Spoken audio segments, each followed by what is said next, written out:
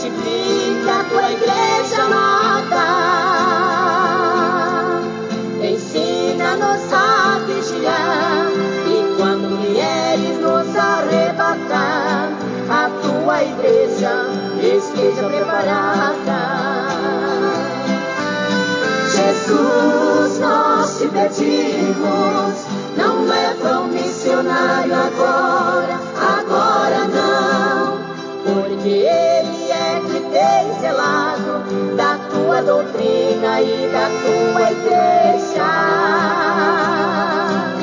Jesus, nós te pedimos, acrescenta seus anos de vida aqui, por favor, pois a nossa frente tem estado o inimigo empregado nesta peleja.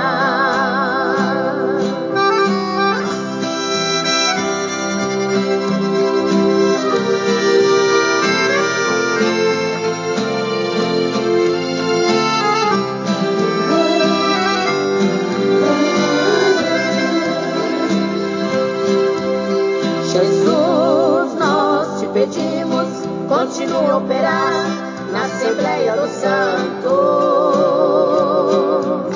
Jesus, nós te pedimos, que daqueles que choram enxugues o pranto.